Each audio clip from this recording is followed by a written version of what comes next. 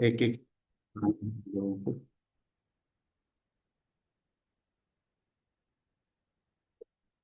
चलो रुचि जी विलास पे बोलो।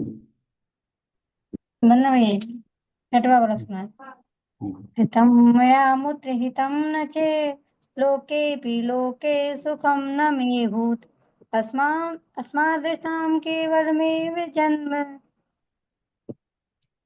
जग्गे भवपूरणाय जिने से जग्गे भवपूरणाय। वंदन। चलो वर्षा जी बोले। वंदना भैया जी, छठा वाला सुना रहे भैया जी। कृतं मया मुद्रिहितं न चेह लोकेऽपि लोके सुखं न मे भूत् अस्मादृशां केवलमेव जन्म जिने से जग्गे भव पूर्णाय। वंदना भैया जी। डिम्पल जी बोलो। वंदना भैया जी। कथं मया मुत्थितं न चेह लोकेऽपि लोकेषु सुखं न मे भूत् अस्मादसां केवलमेव जन्म जिनेश जग्गे भव पूर्णाय। वंदना भैया। चलो सोनम जी बोलो। वंदना भैया जी। हम्म। किं बाललीला कलितो न बाला पितृ पुरो जलपति निर्विकल्पा तथा यथार्थं कथयामि नाथ। जिना निजासं निराश्रयम् संशयस्तवाग्रे न तं न दानं परिशीलितं च न शालिशीलं न तपोऽपि तप्तं शुभो न भावोऽप्यभवेद्भवेष्मिन् विभो विभो। मया भ्रान्तमयो मुदैव दग्धोऽग्निना क्रोधमयेन दष्टो दुष्टेन लोभक्यमहोरगेण प्रस्तो मदाग्रहेण माया जालेन बद्धोऽस्मि कथं भजे त्वं। वंदना भैया। बहुत बढ़िया, 3 सुना दिए हैं। चलो दीप्ति जी कोठिया बोलेंगी।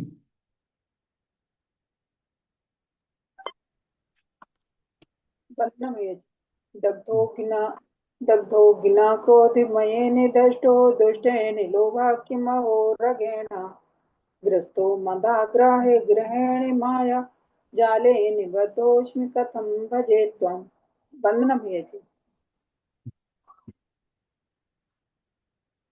पद्मा जी भंडारी बोले। वंदना भैया। हम्म। कृतं मयोत्तरहितं न चेह लोकेऽपि लोकेषु सुखं न मे अस्मादृशां केवलमेव जन्म दिनेश जग्गे भवपूरणाय। वंदना भैया।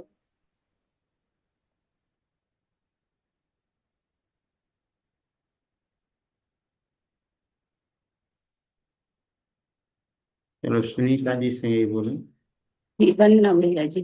भैया जी ठीक से याद नहीं है, थोड़ा देख के बोल। चलो बोलो देख के। दग्धो नीनाथोन्मयेन द्रष्टु दष्टेन लोभाक्यमहोरगेण ग्रस्तो मदाग्रहेण माया जालेन बद्धोऽस्मि कथा भजे विश्वम्। कृतं मया मुद्रिहितं न चेह लोकेऽपि लोकेषु सुखं न मे भूत् अस्मादृशां केवलमेव जन्म जिनेश यज्ञे भूम्या। वंदना प्रिया। भुवी।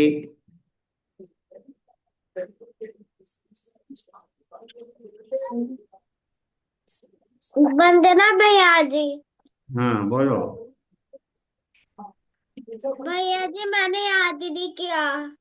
चलो सुना दो, याद किया है। नहीं किया भैया जी नहीं किया। नहीं किया। अच्छा। नहीं भैया जी।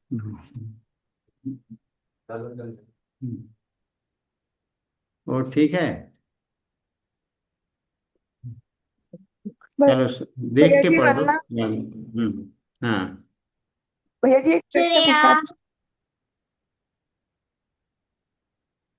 चलो भूवी पहले आप बोलो। भैया जी जो प्राचीन आचार्य ने जी जी भैया जी। हम्म, श्रेया श्रेया मंगल केली सद्व नरेंद्र वेनेन्द्र नता पद्म सर्वज्ञ सर्वदेश सर्वाति। प्रधान प्रधान चिरंजीव ज्ञान वॉल्यूम कला स्लो करो, पीछे बैठ के देखो। निधान बजरा भैया जी। चलो दीदी का बुखार ठीक हो गया, फीवर? वंदना भैया जी, जी भैया जी। चलो ठीक, और किसी को तो नहीं भेज दिया? भैया जी अब मम्मी को लग रहा है। लग रहा है। जी भैया जी। भूवी ने भव्या को भेजा, भव्या ने मम्मी को भेज दिया। मैं तो भैया जी एक ही दिन में ठीक हो गई थी, भूवी को लगे थे 2-3 दिन। अब वो छोटी है तो छोटी को ज्यादा दिन लगेंगे ठीक होने में। चलो भव्या बोलो, आप बोलो एक एक श्लोक। वंदना भैया जी। श्रेय श्रेया मंगल केली सद्म नरेंद्र देवेंद्र नतांग्री पद्म सर्वज्ञ सर्वातिशय प्रधाना चिरंजय ज्ञान कला निदान। वंदना भैया जी। चलो नेहा जी आप बोले एक एक श्लोक। वंदना भैया जी। जगत त्रयाधार कृपावतार दुर्वार संसार विकार वेद्या श्री बीते राग त्वयि मुग्ध भावाद विज्ञ प्रभो विज्ञापयामि किंचित किं बाल लीला कलितो न बाला पित्रो पुरो जलपति निर्विकल्पा तथा यथार्थ कथयामि नाथ निजाशयम सानुशयक्त बाग्रे। वंदना भैया जी। चलो निधि जी आप बोलो।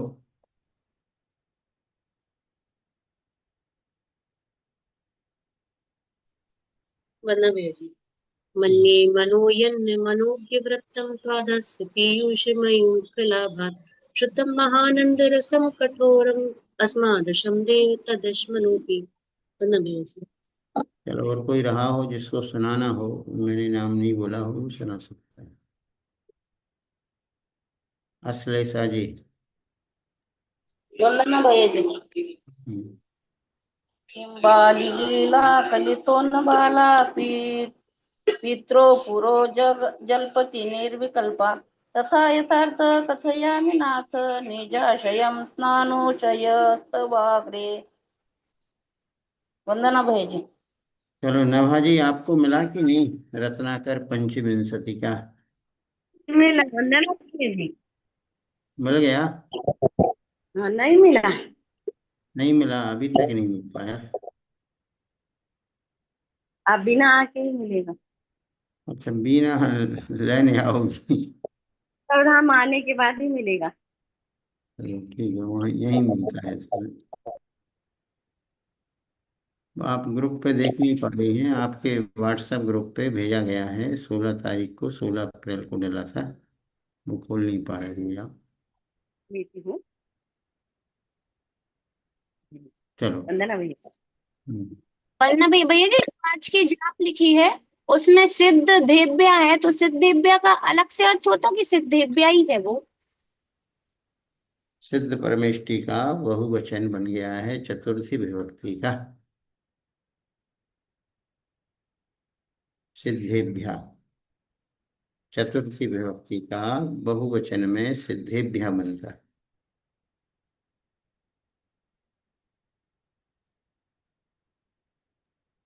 भैया जी उसमें सिद्ध अलग लिखा और देव्या अलग लिखा।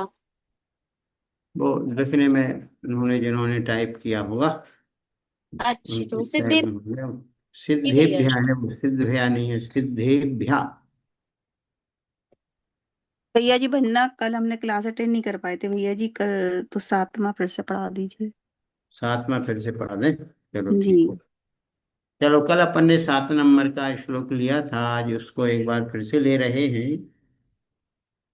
7वें नंबर के श्लोक में बतलाया था, क्या बताया था? तो देखिए बड़ा अच्छा भाव बताया था कि इस प्रकार पत्थर कठोर होता है तो वह जल को ग्रहण नहीं कर पाता है, उसी प्रकार हम जैसे लोग भी भगवान के मुख रूपी चंद्रमा का जो लाभ है, उस लाभ को हम जैसे कठोर हृदय वाले उसको ग्रहण नहीं कर पाते हैं। समझते हैं 316 पेज में। मन्ये मनोयन्न मनोज्ञ वृत्तम त्वदाश्य पीयूष मयूख लाभात् द्रुतं महानंद रसम कठोरम अस्मादृशां देव तदस्मिनोऽपि तदस्मिनोऽपि तदस्मिनोऽपि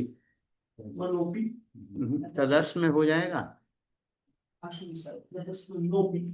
तदस्मिनोऽपि मन्ये मनोयन्न मनोज्ञ वृत्तम्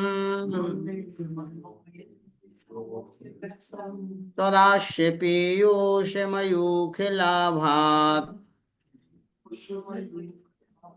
धृतं महानन्दरसं कठोरम् अस्मादृशां देव तदस्मिनोऽपि।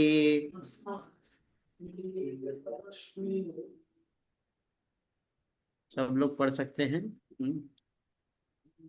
प्रेरणा जी, ये 7वें नंबर का श्लोक पढ़ करके सुनाओ।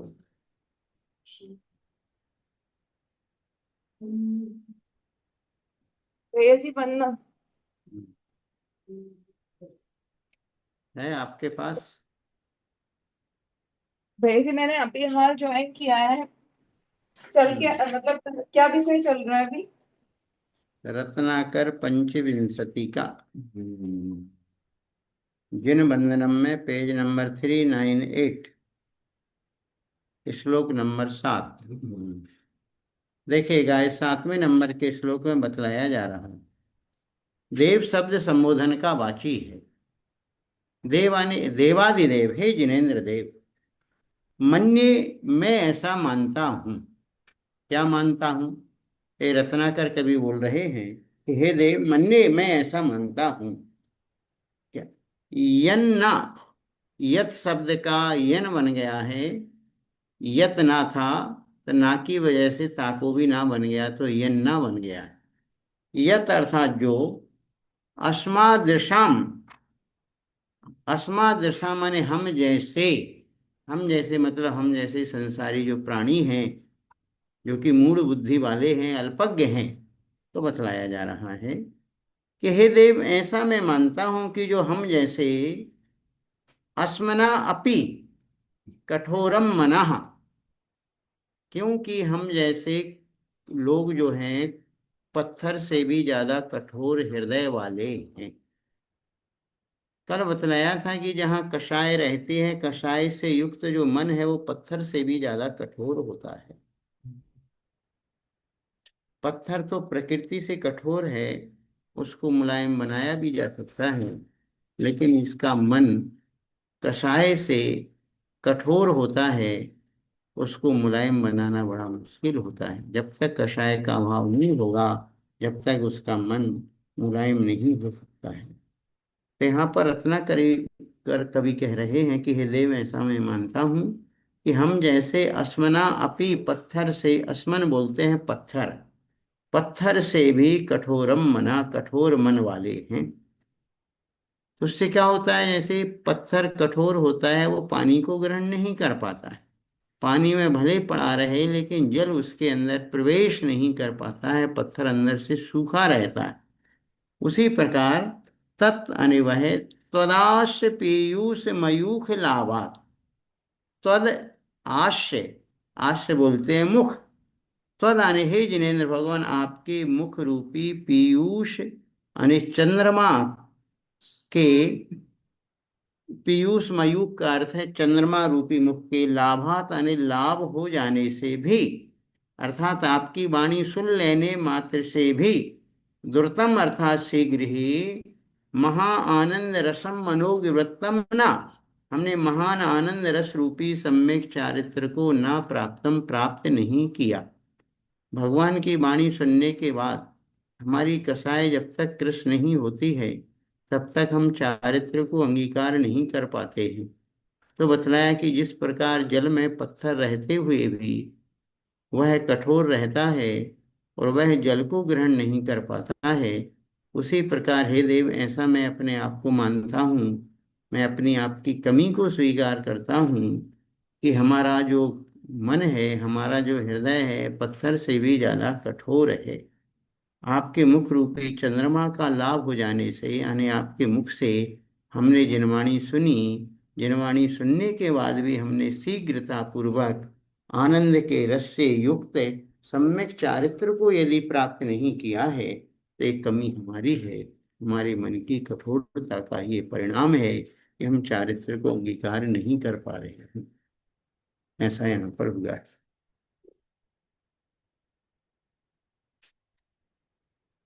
अब आज 8वें नंबर का श्लोक चलेगा। भैया जी वरना भैया जी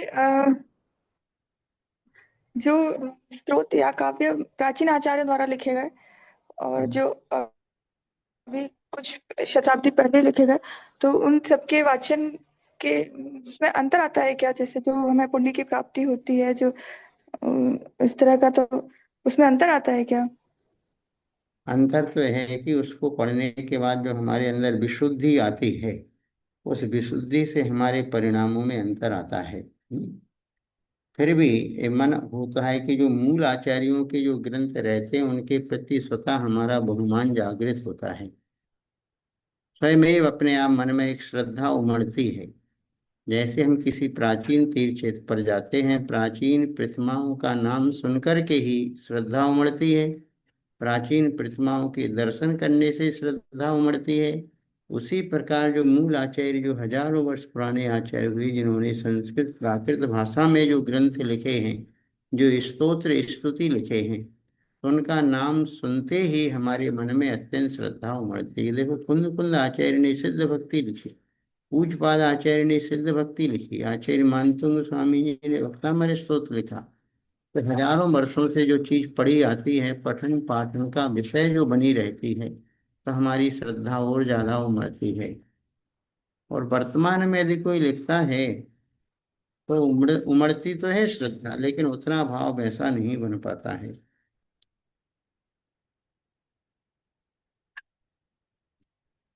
जी भैया जी, वरना भैया। चलो, और किसी को कुछ पूछना है?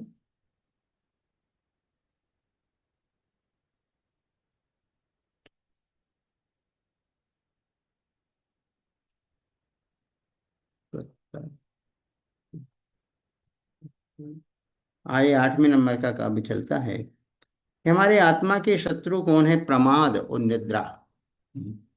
प्रमाद अर्थात कुशलेषु अनादरः, अनादरः प्रमादः। कुशल कार्यों में जो अनादर का भाव होता है वही प्रमाद कहलाता है। शुभ कार्यों में जो हमारी रुचि नहीं बन पाती है उसका नाम है प्रमाद।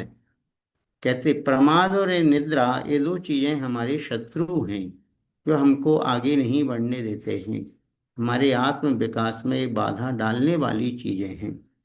तो उसको बतलाते, त्वत्तः त्वत्तः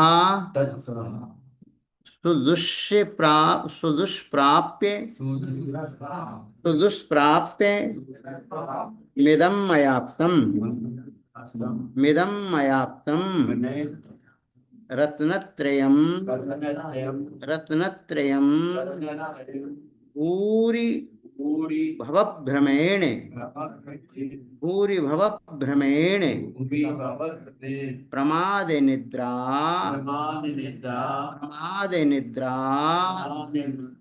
वशतो गतं तत् वशतो गतं तत् कस्याग्रतो कस्याग्रतो नायक उत्करोमि उत्करोमि त्वत्तः सुदुष्प्राप्यमिदं मयाप्तम् त्वत्तः सुदुष्प्राप्यमिदं मयाप्तम् ये त्वत है फिर ता है, तसल प्रत्यय का तस लगा है, सा का विसर्ग हो गया है, तो त्वत्ता, त्वत्ता सुदुष्प्राप्यमिदं मयाप्तम। ये सु है और दुष् है, दो उपसर्ग लगे, सु उपसर्ग लगाए और दुष् उपसर्ग लगाए। सुदुष्प्राप्यमिदं, त्वत्ता सुदुष्प्राप्यमिदं मयाप्तम रत्नत्रयं भूरिभवभ्रमेणे प्रमादि निद्रावशतो गतं प्रमादि निद्रावशतो गतं कस्याग्रतो नायत्पुत्करोमि, कस्याग्रतो नायत्पुत्करोमि। एक साथ बोलेंगे, त्वत्ता सुदुष्प्राप्यमिदं मयाप्तं रत्नत्रयं भूरिभवभ्रमेणे प्रमादिनिद्रावशतो गतं तत् कस्याग्रतो नायत्पुत्करोमि। किसी श्लोक को बार बार बोलते हैं तो उसकी लय भी अच्छे से आती है, पढ़ने में भी सरल लगने लगता है। पहली बार जब आप कोई भी श्लोक पढ़ोगे आपको कठिन लगेगा, जब बार बार पढ़ते हो तो वही सरल हो जाता है। चलो भव्य, आप पढ़ करके सुनाए 8वें नंबर का श्लोक।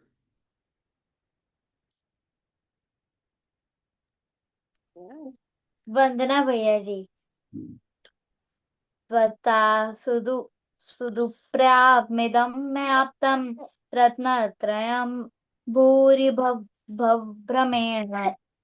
प्रमादनिद्रावशतो गतं तत् कस्याग्रतो नायक पूत करोमि। वंदना भैया जी। चलो इसी श्लोक को डिम्पल जी पढ़ करके सुनाए। त्वत्ता सुदुष्प्राप्यमिदं मयाप्तं रत्नत्रयं भूरिभवभ्रमेण प्रमादनिद्रावसतो गतं तत् कस्याग्रतो नायकपूत्करोमि। वंदना भैया जी। बहुत बढ़िया।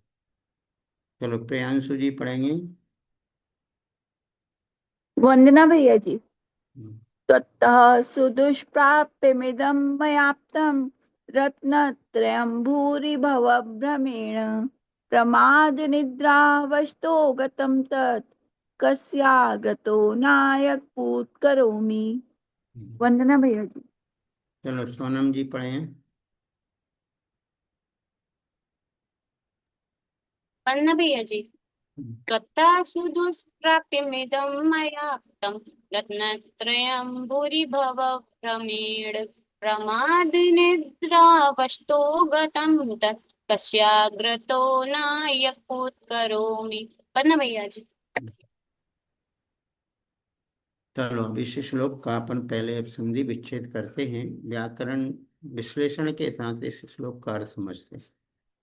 त्वत्तः, त्वत् यानी आपके, त्वत् यानी आप, और ता यानी आप से, पंचमी अर्थ में तस प्रत्यय लगा देते हैं। त्वत्तः यानी आप से।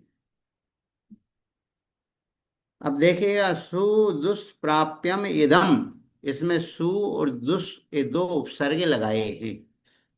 दुष्प्राप्य यानी कठिनाई से प्राप्त करने योग्य, और सुदुष्प्राप्य यानी बड़ी कठिनाई से प्राप्त करने योग्य।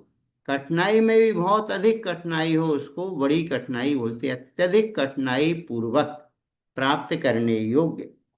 इदम माने यह है, रत्नत्रयम, ये रत्नत्रय का जो मार्ग है बड़ी कठिनाई से प्राप्त करने योग्य है। हर कोई व्यक्ति इस रत्नत्रय को प्राप्त नहीं कर पाता, रत्नत्रय को धारण नहीं कर पाता है।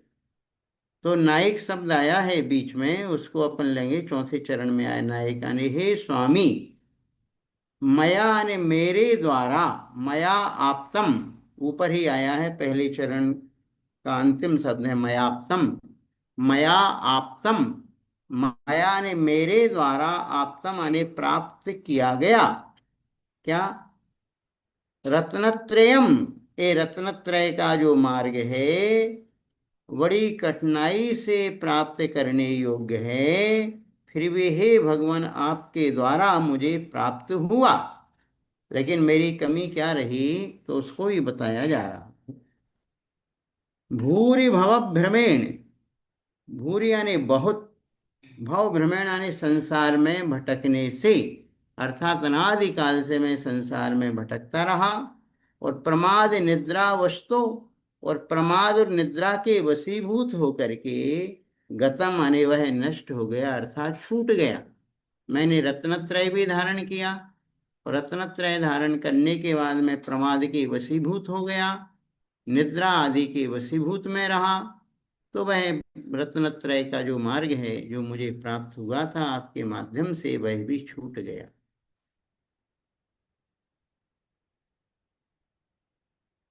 अब छूट गया तो अब मैं कस्य अग्रता, कस्य अग्रता किसके आगे, पूत करोमि यानी पुकार करूं, मैं अपनी विनती किसके सामने करूं, अर्थात हे भगवान सिर्फ आप ही हैं, आपके अलावा और मैं किसको पुकारूं।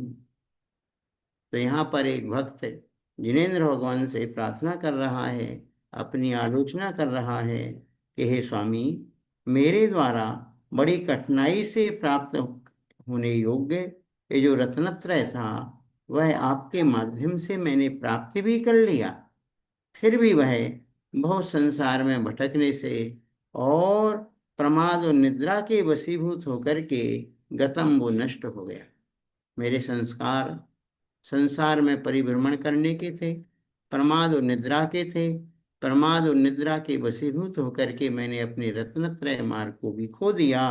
अब मैं किसके आगे जाकर के इसकी पुकार करूं, अर्थात सिर्फ आपसे ही मैं ये बात कह सकता हूँ, इसके अलावा और अन्य किसी से ये बात नहीं कह सकता हूँ।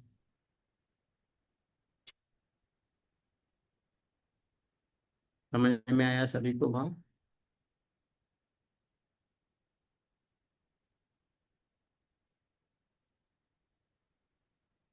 अब आगे और 9वें नंबर का काव्य चलता है। 9वें नंबर के काव्य को ले रहे। 8वें नंबर का काव्य सभी को आ गया होगा, भाव भी समझ में आया होगा, उच्चारण भी आया होगा। अब बतला रहे कि मैंने यदि कुछ क्रियाएं की तो हास्यास्पद क्रियाएं क्या हैं, हंसी के योग्य क्रियाएं मेरी द्वारा क्या की गई। मैंने कुछ किया, ऊपर से मैंने कुछ धर्म किया, लेकिन अंदर के भावों से मैं शून्य होकर के ये सब क्रियाएं दूसरों को रंजायमान करने के लिए, दूसरों को प्रसन्न करने के लिए, दूसरों को रिझाने के लिए, दूसरों को अपना भक्त बनाने के लिए मैं क्या क्या करता रहा, तो उसके लिए काव्य नंबर 9 में बताया जा रहा। वैराग्य रंगः, वैराग्य रंगः परवंचनाय, परवंचनाय धर्मोपदेशो, धर्मोपदेशो जनरंजनाय, जनरंजनाय वादाय, वादाय विद्या धैनम च मे भूत, विद्याधैनम च मे भूत कियद् ब्रुवे, कियद् ब्रुवे हास्यकरम स्वमीसे, स्वमीसे वैराग्य रंगा परवंचनाय, वैराग्य रंगः परवंचनाय धर्मोपदेशो जनरंजनाय, धर्मोपदेशो जनरंजनाय वादाय विद्याधैनम च मे भूत्, वादाय विद्याधैनम च मे भूत् कियत् ब्रुवे हास्यकरं स्वमीसे, कियत् ब्रुवे हास्यकरं स्वमीसे। एक साथ बोले, वैभाग्यरंगा परवंचनाय धर्मोपदेशो जनरंजनाय विद्याधेनं च मे भूत् ध्रुवे हास्यकरं स्वमीसे। काव्य नंबर 9 का उच्चारण करके सुनाएंगी, निधि जी पढ़ करके सुनाएंगी। वैराग्यरंगा परवंचनाय धर्मोपदेशो जनरंजनाय वादाय विद्याधैर्यं च मे भूत् यद्ब्रुवे हास्यकरं स्वमीश। वंदना भैया जी। देखिए क्या बात बतला रही। स्वमीश आया है, स्वामी और ईश से स्वमीश बन गया है। स्वामी और ईश के आपस में जब हम संधि करेंगे तो स्वामीश, स्वामी शब्द पहले ही इकारांत था और उसमें ई और मिल गया तो दीर्घ हो गया, स्वामीश। स्वामी और ईश, ईश यानी हे स्वामी, मैं यानी मेरा, वैराग्य रंगा, जो वैराग्य का जो रंग यानी अभिनय, पर वंचनाए यानी दूसरों को ठगने के लिए रहा। अर्थात मैंने वैराग्य भी धारण किया तो दूसरों को ठगने के लिए मैंने वैराग्य धारण कर लिया। धर्मोपदेशो कहते यदि मैंने धर्म का उपदेश भी दिया, दूसरों के लिए धर्म सुनाया, तो जनरंजनाए, जनरंजन यानी लोगों के मनोरंजन के लिए। तो कितनी गहरी बात बताई जा रही है कि वैराग्य दूसरों को ठगने के लिए वैराग्य धारण नहीं किया जाता है। अपने कर्मों को ठगने के लिए वैराग्य धारण करना चाहिए, लेकिन लोग कर्मों को तो ठगते नहीं है और दूसरों को ठग लेते हैं। तो कहते हैं ऐसा वैराग्य का जो अभिनय है, मैंने दूसरों को ठगने के लिए वैराग्य धारण किया, लेकिन दूसरों को तो मैं नहीं ठग पाया, खुद ठगा गया। और धर्मोपदेशों, मैंने धर्म का उपदेश दिया तो जनरंजन आए, जनरंजन अर्थात लोगों के मनोरंजन के लिए मैंने धर्मोपदेश दिया।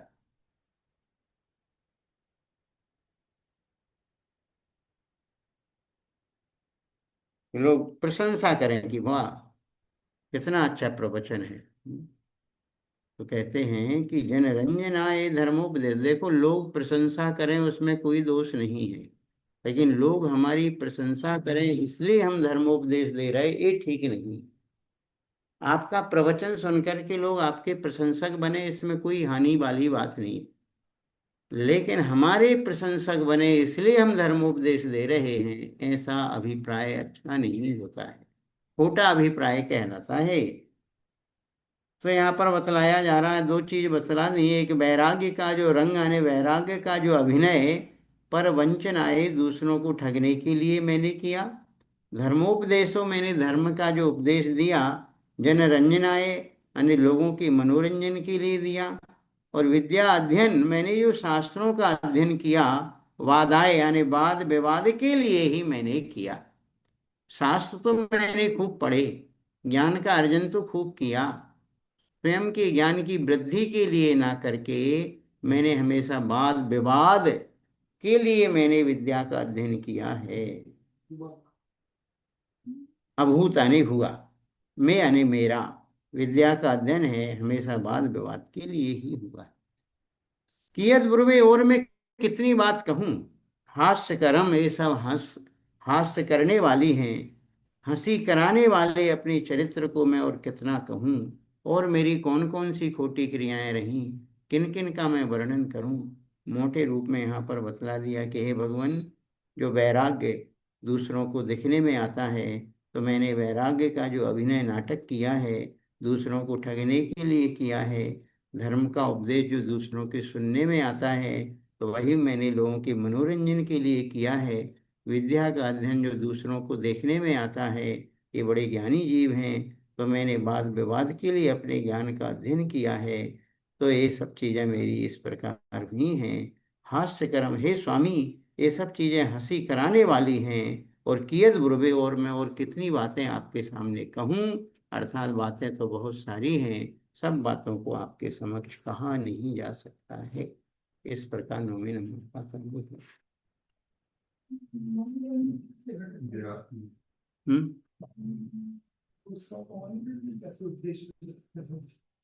मतलब हम धर्मोपदेश दे रहे हैं, लोग प्रसन्न हों, ताली बजाएं, खुश हो जाएं, लोगों का मन हमारे धर्मोपदेश सुन करके, हाँ, हंसी मजाक, मान लो मूल सिद्धांतों से भटक करके हम कहते ना, भैया आज लोगों की डिमांड ऐसी है, लोगों की मांग ऐसी है, बहुत सारे त्यागी व्रती लोग अब इस प्रकार कहते, भैया जनता ऐसा चाहती है, ऐसा हमें बोलना पड़ता है। तो जनता सिर्फ मनुष्य